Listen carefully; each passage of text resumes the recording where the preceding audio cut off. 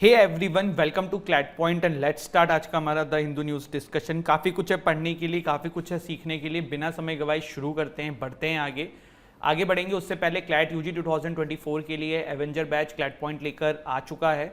Already batch 7th batch start हो चुके हैं। 8th बैच जो है वो 15 मई से शुरू होगा। आप चाहें तो इसमें इनरोल कर सकते हैं। डेट ये है। क्वालिटी, अफोर्डेबिलिटी, रिलायबिलिटी तीनों चीज़ आपको मिलेगी। 21,999 का कोर्स है। Live classes, recorded classes, mock test, 7 books आपके घर पे आने वाली हैं। सारी चीज़ें आपको इस एग्जाम को क्रैक करने के लिए चाहिए ना, यहाँ पे अवेलेबल है। अगर आप क्लैट 2025 की तैयारी कर रहे हैं then you can go for our Vijeta batch which will cost you 32,999। अगर सिर्फ बुक्स एंड मॉक्स चाहते हैं देन मैजिक बॉक्स आप हमारा मंगा सकते हैं 5499 रुपीज़ का। आगे बढ़ते हैं। क्लैट पॉइंट के और भी वर्टिकल्स हैं जैसे कि CLAT PG, NLSAT, law optional, judiciary. अगर आप में से कोई इस कोर्स के लिए इंटरेस्टेड है तो भी हमारी ऐप पे demo classes and details check कर सकता है। देखो, आज का न्यूज़पेपर डिस्कशन शुरू करते हैं। तो उसमें सबसे पहले एक पेज नंबर 8 पे न्यूज़ आई है, a court recall that impacts the right of the accused. वैसे ये न्यूज़ नहीं है, एडिटोरियल आया हुआ है और इस पर ना एक दिन न्यूज़ भी आई थी, तो उस दिन मैंने कवर भी नहीं करी थी। तो आज इसको डिटेल में पहले ना न्यूज़ पढ़ लेते हैं, फिर हम इसको थोड़ा सा डिटेल में बाइफोक्रेट करेंगे, ठीक है। तो यहाँ पे देखिए, यहाँ पे जो एडिटोरियल लिखा हुआ है वो क्या कह रहा है। देखो, under section 167 sub clause 2, section 167 sub clause 2 की बात हो रही है कि अंडर जो सेक्शन 167 सब क्लॉज 2 है ना, सीआरपीसी का ये हमारा जो है वो ये कहता है कि आपकी जो इन्वेस्टिगेशन है, ठीक है, यहाँ पे ये कहा जाता है, देखो, investigation within the stipulated time खत्म हो जानी चाहिए, कंप्लीट हो जानी चाहिए। वो कितना है, 60 डेज भी है और नॉर्मली 60 है, लेकिन एक्स्ट्रा कोई इस तरीके का सर्कमस्टेंसेस हो तो मैक्सिमम टू 90 डेज तक यहाँ पे आपको अपनी इन्वेस्टिगेशन खत्म कर देनी होती है, जिस तरीके का ऑफेंस है उसको लेके। और अगर आप 60 से 90 डेज के अंदर अपनी इन्वेस्टिगेशन कंप्लीट नहीं कर पाते हैं तो जो डिफॉल्ट बेल होता है ना, इसके लिए वो बंदा एलिजिबल हो जाता है। डिफॉल्ट बेल क्या है, हमने टाइप्स ऑफ बेल देखे थे, वहां पे मैंने डिफॉल्ट बेल आपको बताया था। जिनको नहीं पता है थोड़ी देर रुक जाओ, अभी आगे नेक्स्ट स्लाइड में बताता हूं। तो यहाँ पे जो section 167 sub clause 2 of CrPC है वो यही बात कहता है कि भैया अगर आपने अपनी इन्वेस्टिगेशन इसमें कंप्लीट नहीं करी तो डिफॉल्ट बेल के थ्रू आपको फिर उसको छोड़ना पड़ेगा। अब यहाँ पे हम आगे बढ़े ना, उससे पहले देखो क्विंट ने कुछ बहुत अच्छा एक आर्टिकल इस पर लिखा था, तो उनकी मैंने इमेज यहाँ पे यूज करी है। डिफॉल्ट बेल क्या होता है? This is the provision which is applicable when the probe agency fails to complete investigation within a specific period under section 167 of CRPC। वो कितना है मैंने आपको बताया, 60 से 90 डेज के अंदर, ठीक है। अब प्रिलिमिनरी चार्जशीट क्या होता है, अभी ये भी यहाँ पे यूज होगा एडिटोरियल में, इसलिए आपको पता होना चाहिए। ये वो रिपोर्ट होती है detailing out the charges against the accused. It is made by probe officer after investigation in a case, ठीक है। तो ये प्रिलिमिनरी चार्जशीट होती है। सप्लीमेंट्री चार्जशीट क्या होती है? This is the report which is filed in continuation of the preliminary chargesheet with new detail in the case, ठीक है।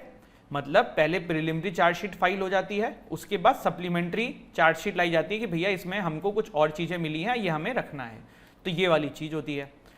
अब इसमें हम देखेंगे ना, उसमें क्या हुआ, ये पूरा मैटर किस चीज के ऊपर है वो पहले हम देख लेते हैं, फिर मैं एडिटोरियल पे आऊंगा।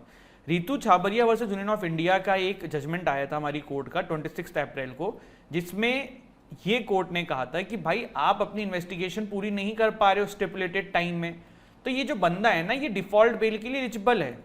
और आप ये जान के कर रहे हो कि यार जैसे क्या होता है, सप्लीमेंट्री चार्जशीट ना बार बार फाइल कर रही थी, आई थिंक सीबीआई थी इसमें, तो सप्लीमेंट्री चार्जशीट बार बार फाइल हो रही थी जिससे कि इन्वेस्टिगेशन कंप्लीट नहीं हो पा रही थी, और बंदा जो है ना वो डिफॉल्ट बेल के क्राइटेरिया से बाहर हो जा रहा था, मतलब उसको डिफॉल्ट बेल मिल ही नहीं पा रही थी इस वजह से। तो कोर्ट ने फिर यहाँ पे इंटरसेप्ट करते हुए चीज बोली थी, ठीक है। अब वैसे नॉर्मल केसेस में क्या होता है, अगर कोई बंदा पुलिस के अंडर में आता है, पुलिस किसी को पकड़ती है, तो क्या होता है, accused is sent to police custody, police station lockup for maximum of 15 days where they are usually interrogated. इसके बाद उसके लिए परमिशन लेनी होती है, अगर उसको और ज्यादा अपने पास रखना है तो जुडिशियल कस्टडी की परमिशन लेनी पड़ती है। अगर कोर्ट अलाउ करती है तो जुडिशियल कस्टडी में उसको भेज दिया जाता है, जैसे तिहाड़ जेल या और भी इस तरीके के जो जेल है, ठीक है। इन्वेस्टिगेशन एजेंसी जो भी होती हैं उनको अपनी इन्वेस्टिगेशन 60 से या 90 डेज, ये मैक्सिमम टाइम पीरियड है जिसमें जिस तरीके का ऑफेंस हो उसके बेसिस पे कंप्लीट करनी होती है। If they do not complete the investigation within, then the accused has right to get default bail under section 167 of CrPC. देखो ये सेक्शन बहुत इंपॉर्टेंट है, बार बार रिपीट हो रहा है, आप ध्यान रखिएगा। And if they do finish the investigation and the file chargesheet with the stipulated time, the accused can continue to be in judicial custody till the trial begins. और दूसरे ग्राउंड्स पे अगर वो बंदा बेल लेना चाहे तो वो अपनी पेटिशन डालेगा, तो वहां मिल जाए तो अलग बात है, वरना ये प्रोसेस नॉर्मल होती है, ठीक है। अब इस केस पे आ जाते हैं जो एडिटोरियल आया हुआ है। देखो डिफॉल्ट बेल का कॉन्सेप्ट ना आर्टिकल 21 से भी आपको सपोर्टेड मिलेगा, क्योंकि आर्टिकल 21 जो है राइट टू लाइफ की बात करता है, डिग्निटी के साथ जीने की बात करता है, पर्सनल लिबर्टी की बात करता है। तो जब इन्वेस्टिगेशन टाइम पे नहीं हो रहा है तो फिर आपकी पर्सनल लिबर्टी को कहीं ना कहीं वायलेशन किया जा रहा है। अब ऐसा नहीं कि ये पहली बार सिर्फ आपका जो अभी केस का हमने नाम देखा Ritu Chhabria versus union of India, सिर्फ इस केस में ऐसा पहली बार नहीं हुआ है। इससे पहले कोर्ट ने पहले भी ये बातें कही हुई हैं। अचपाल वर्सेस स्टेट ऑफ राजस्थान 2018, इसमें कोर्ट को ने ये हेल्ड किया था कि इन्वेस्टिगेशन रिपोर्ट जो होती है, if filed by an unauthorised investigation officer would not bar the accused from availing default bail. जैसे क्या हुआ कि भाई कोई केस था, उसमें ना पता पड़ा कि कुछ प्रोसेस ही गलत है बाय द पुलिस, तब इसका मतलब ये थोड़ा कि तुमने 90 दिन तक प्रोसेस कुछ गलत करी, उसके वजह से अब उसको जेल में ही रखोगे। तो ये बात यहाँ पे कही गई थी। इसके बाद एस कासी वर्सेस स्टेट जो 2020 का ये केस था, एस कासी वर्सेस स्टेट, इस केस के अंदर ये कहा गया था कोविड-19 पेंडेमिक की वजह से आप ये मत करना कि किसी को जेल में ज़्यादा समय तक रख लो, ये कोई रिलैक्सेशन नहीं रहेगा, जैसे कि आप कोई बोले कि लॉकडाउन है या ये इस तरीके की चीज़ें। Even the 41st report of the law commission था ना, उसमें भी ये कहा गया था कि भाई इस चीज़ को चेंज किया जाए। पहले देखो क्या था ना, जो सीआरपीसी का ओल्ड वर्जन था उसमें कोई पर्सन मैक्सिमम 15 डेज के लिए डिटेन किया जा सकता था, ठीक है। उसके बाद क्या होता था कि भाई अगर कोई सर्कमस्टेंसेज हैं या नीड लगता है तो उसको फिर एक्सटेंड कर दिया जाता था पीरियड ऑफ कस्टडी, बट ये फिर बहुत लंबे समय तक कितना भी समय करा जा रहा था। तो उसके बाद इसको चेंज करके अमेंडमेंट आया था 1978 में, तब ये हमने पूरा नियम समझा था कि भाई 60-90 डेज के अंदर चीज़ें हो जानी चाहिए, ठीक है। फिर यहाँ पे देखिए क्या है, और भी कुछ केसेस के नाम लिखे, जैसे कि Uday Mohanlal Acharya versus state of Maharashtra. यहाँ पे क्या बोला गया था कि right of an accused to avail statutory bail, ठीक है, उस पर एम्फेसिस किया गया था। और यहाँ पे फिर देखिए जसबीर सिंह 2023 का ये केस था, इसमें सुप्रीम कोर्ट ने कहा था कि complete chargesheet filed with in the time could not be rejected because the investigation did not have sanction. Given these possibilities, it remains unclear as to why the court would want consider the possibility of recalling the judgment on legally tenuous grounds। मतलब देखो सब मिला के ना editorial कहने की कोशिश ये कर रहा है। अभी देखो हुआ क्या है, अभी जब इस केस के अंदर जब ये बेल देने की बात करी ना, तो फिर सरकार ने इसके ऊपर कहा कि रिकॉल कर लो। रिकॉल क्या होता है कि मतलब आपके फैसले को फिर से सुनो, कोर्ट से ये चीज़ कही, काइंड ऑफ देखो अभी रिकॉल अपने आप में एक कॉन्सेप्ट है, वो हम किसी और दिन समझेंगे, बट रिकॉल का बेसिकली मतलब ये कि कोर्ट से ये चाह रही है, सुप्रीम कोर्ट से हमारी सरकार ये चाह रही है कि आप अपने फैसले को फिर से सुनिए, समझिए और इसको चेंज करने की कोशिश करिए। तो उसके मतलब अगेंस्ट में काइंड ऑफ ये आर्टिकल लिखा गया जिसमें ये बोला जा रहा है कि भैया हर समय बेल ना जरूरी है, और आप जैसे जो एजेंसीज होती हैं वो ये क्यों कहती हैं कि भाई इसको अभी और दिन जेल में रखना है या कुछ इस तरीके की बात है, तो वो कहती हैं कि यार इस तरीके का मैटर था कि हमारी जो इन्वेस्टिगेशन है वो कंप्लीट नहीं हो पा रही और ये बंदा बाहर जाएगा तो चीज़ों को चेंज कर देगा। तो यहाँ पे ना इसके सपोर्ट में लिखा हुआ है कि भाई क्यों बंदों को बेल मिल जानी चाहिए टाइम पे, जो सरकार चाह रही है वो गलत चाह रही है, इस तरीके की आर्टिकल ये है, ठीक है। इसमें काफ़ी सारी चीज़ें हमने समझी, आई होप आपको समझ में आ गया होगा। आज टेक्स्ट वाले पेज पे आर्टिकल आया हुआ है sexual harassment in the work place, तो पॉश एक्ट के बारे में आया है। तो मेरा कमेंट सेक्शन में आप सभी लोग जवाब देंगे कि भाई पॉश एक्ट जो है ना ये किस केस के तहत बनाया गया था, मतलब किस केस पे सुप्रीम कोर्ट के काफ़ी सारे सजेशंस थे, गाइडलाइंस थी, उसको इम्प्लीमेंट करते हुए पॉश एक्ट बना दिया गया था, ठीक है। क्योंकि कल हमने इसको डिटेल में देख लिया है तो आज हम रिपीट नहीं करने वाले हैं, ठीक है। तो पॉश एक्ट का आपका टॉपिक कल हो चुका है, रिवाइज कर लेना। फिर क्या है यहाँ पे देखिए फॉरेन पिच की एक न्यूज़ है कि we can not control the sky, Zelensky says as he ask for fighter jets on UK visit. देखो अभी क्या है ना कि आप देख रहे हो यूक्रेन वर्सेस रशिया चल रहा है, ठीक है, जैसे सभी को पता ही होगा क्या है, लेकिन जल्दी से थोड़ा थोड़ा समझ लेते हैं। यूक्रेन जो है वो नेटो में ज्वाइन होना चाह रहा था, रशिया को दिक्कत थी कि भाई तुम नेटो में क्यों ज्वाइन हो रहे हो, हमें नहीं चाहिए, तो इस वजह से रशिया ने फिर यूक्रेन पे अटैक कर दिया। और जब यूक्रेन पे अटैक किया तो यूक्रेन को सपोर्ट करने के लिए कौन आ गए, सारे वेस्टर्न कंट्रीज आ गए। यूक्रेन वरना रशिया के सामने टेक थोड़ो पाता, लेकिन ये वेस्टर्न कंट्रीज यूक्रेन को खूब सारा हथियार, खूब सारा पैसा सप्लाई कर रहे हैं। क्यों कर रहे हैं? वो रशिया को खराब करना चाह रहे हैं। देखो जब वॉर होता है ना तो बहुत पैसा खर्च होता है, तो रशिया की इकोनॉमी को ये मतलब बहुत ज़्यादा हार्म करना चाह रहे हैं। काफ़ी हद तक हो भी चुकी है, काफ़ी और हो रही है। और जनता जो होती है ना, देखो जो वहाँ की पॉपुलेशन है रशिया की, अभी एक पॉइंट तक वो चुप है, लेकिन जब बहुत ज़्यादा हालत ख़राब होती है तो इन केसेस में सिविल वॉर और इस तरीके की सिचुएशन देखने को मिलती है। तो पुतिन को हटवाने की एक पूरी प्रयास है वेस्टर्न कंट्रीज़ का। यूक्रेन अपना बेवकूफ़ है तो इनके चक्करों में लगा हुआ है। तो यूक्रेन अब कह रहा है कि भैया हमें ना फाइटर जेट्स और चाहिए। वैसे भी इतना सब कुछ दे रहे हैं, पर वो कह रहे हैं कि फाइटर जेट्स कम है। तो अभी यूके विजिट पे गए थे तो वही मांग रहा है। नीटो क्या है बताओ यार? नीटो वैसे हमने पढ़ा हुआ है, रिवाइज कर लेते हैं, ठीक है। 1949 में बना था। क्यों बना था? यूएसएसआर को टैकल करने के लिए। और नेटो जो है उसकी रिसेंट कंट्री कौन सी है आपको पता ही होगा, कमेंट सेक्शन में बता देना चाहो तो, जो ज्वाइन करी है नेटो। देखो जब 1990s में यूएसएसआर तो डिसइंटीग्रेट हो गया था, तो नेटो का मेन प्रिंसिपल क्या हो गया था कि हम मेंबर कंट्रीज़ में से अगर कोई किसी भी एक कंट्री से पंगा लेगा, मतलब वो हम सबसे पंगा लेगा। इसका आर्टिकल 5 जो है वो यही कहता है। आज तक पहली बार ही हुआ है 9/11 के अटैक में आर्टिकल 5 यूज़, अदरवाइज नहीं किया जाता था। फिर यहाँ पे देखो कुछ स्पोर्ट्स की न्यूज़ है कि आईसीसी ने एक नया नियम अभी बनाए हैं, तो वो क्या है थोड़ा सा जान लो। देखो स्पोर्ट्स पे क्वेश्चन वैसे तो नहीं आते, लेकिन तब भी पता होना चाहिए। देखो सबसे पहली चीज़ एक सॉफ्ट सिग्नल होता था। सॉफ्ट सिग्नल क्या होता है बता देता हूँ मैं आपको। जैसे ना एम्पायर को कभी कभी आप देखते होगे कि वो थर्ड एम्पायर को रिफर करते हैं चीज़ें कि हमें समझ में नहीं आ रहा इसमें क्या हुआ है, पर वो एक डिसीजन दे देते थे कि हमें लगता है आउट है बट आप देख लो। तो सॉफ्ट सिग्नल वही होता है कि एम्पायर को पता नहीं, लेकिन तब भी वो एक अंदाजन बता रहे हैं कि ये है। तो वो सिग्नल ना खत्म करने की बात हो गई है। आई थिंक नेक्स्ट मंथ से ये एप्लीकेबल हो जाएगा। दूसरा यहाँ पे हेलमेट कंपलसरी किया गया है, वो तो चलो ठीक है। और फ्री हिट जो होती है ना उसमें एक चेंज किया गया है। फ्री हिट क्या होती है पहले देखो, बहुत लोग होंगे जिनको नहीं आइडिया होगा क्रिकेट का। तो फ्री हिट बेसिकली क्या होती है, जब नो बॉल फेंकता है बॉलर तो अगली गेंद फ्री हिट होती है, जिसमें बैट्समैन अगर आउट भी हो जाए तो वो आउट नहीं काउंट होता है। तो फ्री हिट में क्या चेंज किया है कि जैसे जो स्टंप है, अगर इस पर भी बॉल लग के जैसे फ्री हिट की बॉल है, बंदे ने बोल्ड कर दिया, तब भी जो बैट्समैन है ना वो रन दौड़ सकते हैं। ये फ्री हिट का नया नियम अभी लेके आए हैं, ठीक है। तो ये 3 अभी नए चेंज किए हैं। इसके बाद देखो एक एडिटोरियल काफ़ी अभी न्यूज़ में था और कल हिंदू में आया था, बाकी आज इंडियन एक्सप्रेस और भी चीज़ों में आया है। The strategic economic block will only Titan the leash. ये इंडो पैसिफिक इकोनॉमिक फ्रेमवर्क जो अभी बन रहा है इसके बारे में ये आर्टिकल है।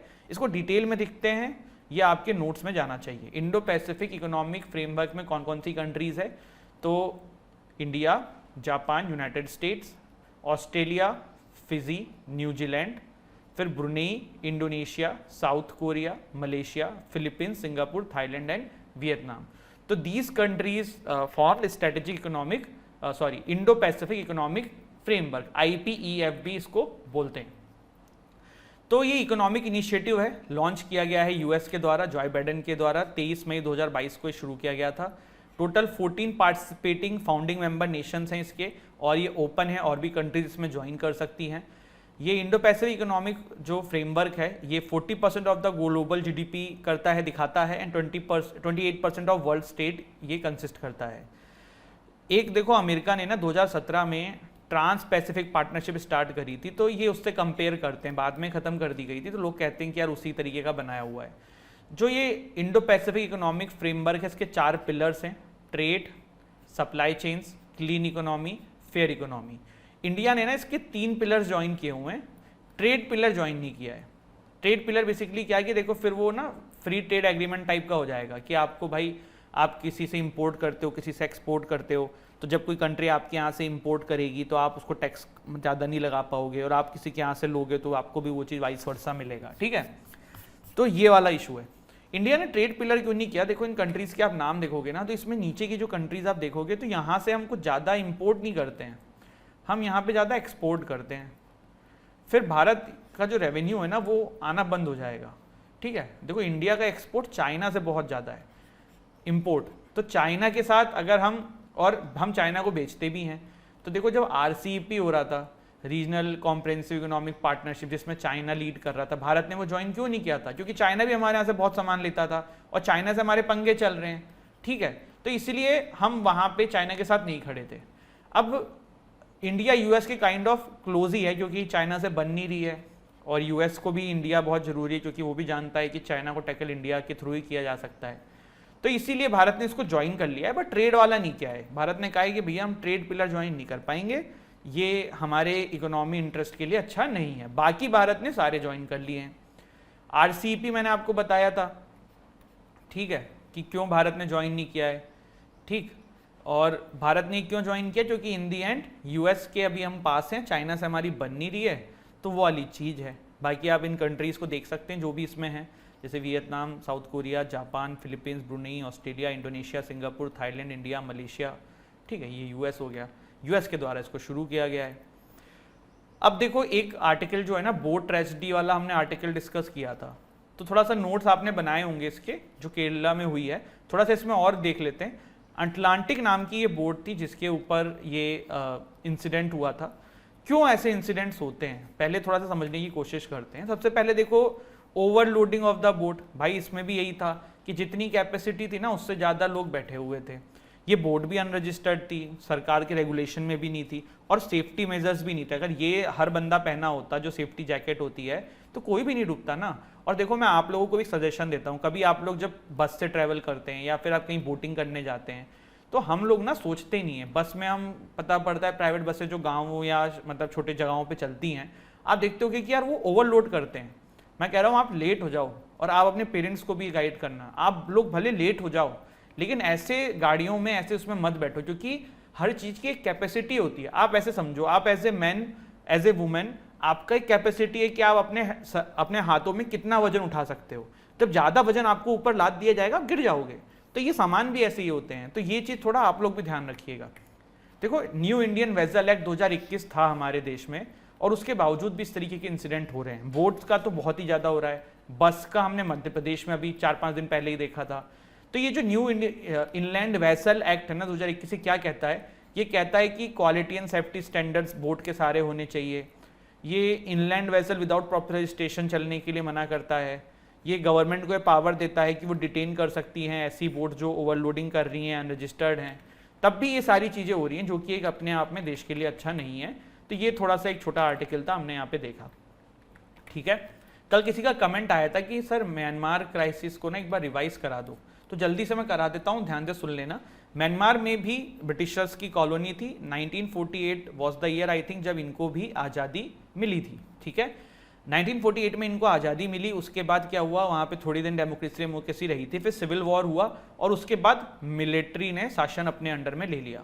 मिलिट्री ने शासन लिया, 2008 तक मिलिट्री का ही शासन था। बीच में थोड़ी सी आवाज़ उठी डेमोक्रेसी की, जिसमें सबसे ज़्यादा रोल अदा किया किसने, ऑन्ग सुन सुई जी के द्वारा। आपको पता ही है ये वुमेन है जिनके द्वारा म्यांमार के अंदर डेमोक्रेसी स्टैब्लिश करने में काफ़ी बड़ा योगदान रहा है। 2008 में वहाँ पे कॉन्स्टिट्यूशन आता है। कॉन्स्टिट्यूशन के अंदर मिलिट्री जो है ना चालाकी कर लेती है, वो ये कहती है कि 25% सीट्स ना पार्लियामेंट में वो आर्मी के लिए रिजर्व्ड है, प्लस कोई भी देश का हेड ना वो बंदा नहीं बन सकता जिसका स्पाउस फॉरेनर है। अब क्या था, जो ये ऑन्ग सुन सुई जी थी ना, इनका हस्बैंड जो है वो फॉरेनर है, इस वजह से ये इससे बाहर हो गई। अब यहाँ पे देखिए फिर क्या हुआ, फिर ये हुआ कि इन्होंने अपने ही बंदे को, सत्ता में आई 2015 में आई, 2020 में फिर इलेक्शन जीत गई थी। तो ये करती क्या थी कि इन्हीं के नॉमिनल बंदे इलेक्शन मतलब इनकी पार्टी जीतती थी और इन्हीं के द्वारा चलाया जाता था, बस ये नॉमिनल हेड नहीं होती थी। तो फिर 2020 में जब ज़्यादा बहुमत से जीती ना, तो मिलिट्री को डर लगा कि यार ये ना कहीं कॉन्स्टिट्यूशन में अमेंडमेंट ना कर दें, ये जो 25% सीट्स थी ना ये कहीं इसको ख़त्म ना कर दें। तो इसीलिए फिर मिलिट्री कहती है कि रिगिंग इन द इलेक्शन हुआ है, चीटिंग हुई है, और इस इलेक्शन को खारिज करते हुए देश में जनता का कंट्रोल आ जाता है, जनता सरकार आ जाती है। और उसके बाद फिर आप जान ही रहे हैं कि सभी लोगों को जेल में डाल दिया जाता है, बहुत सारे लोगों को। अब जेल मतलब किसी को हाउस अरेस्ट कर लिया, किसी को जेल में सजा दे दी, इस तरीके की चीज़ें। अब आप लोगों का ये होगा कि सर इंडिया का क्या पहलू रहा है म्यांमार को लेके। तो देखो 1990s तक ना हम म्यांमार से ज़्यादा दोस्ती यारी नहीं रखते थे। हमारे यहाँ पे लोगों को कहना था भाई डेमोक्रेसी जब लाओगे तभी बात करेंगे। पर अपना भी जो नॉर्थ ईस्टर्न एरिया है, आप देखते हो कि वहाँ पे काफ़ी सारी इंसर्जेंसीज होती है। तो ये सब ना जो भी आपके नॉर्थ ईस्टर्न में नक्सलाइट्स होते थे, ये लोग ना कुछ भी हरकतें कर करके म्यांमार भाग जाते थे। तब इंडिया को समझ में आया कि इन जगहों पे इनको निकालने के लिए या टैकल करने के लिए हमें म्यांमार की मिलिट्री की ज़रूरत है। तो 90s से फिर हमने रिलेशन अच्छा करने स्टार्ट कर दिया। म्यांमार की आर्मी ने हमें बहुत सपोर्ट किया, और आज भी म्यांमार की जो आर्मी इन बॉर्डर एरियाज़ में इंडिया के सपोर्ट में रहती हैं। इंडिया की हेल्प में रहती है, इसीलिए इंडिया डायरेक्टली इनकी आर्मी से कुछ अभी इस तरीके के स्टेटमेंट भी नहीं दे रहा है और काइंड ऑफ हमने रिलेशन भी बना रखे हैं। ऑल्दो हमारी सरकार इनडायरेक्टली ये बोलती है डेमोक्रेसी लाओ ये सब करो, बट डायरेक्टली नहीं इनसे टैसल करते हैं क्योंकि ये वाला जो इशू है वो है। तो आई होप आपको ये सेशन अच्छा लगा हो। Don't forget to like share subscribe the channel. हंसते रहो, मुस्कुराते रहो, पढ़ते रहो। जय हिंद, जय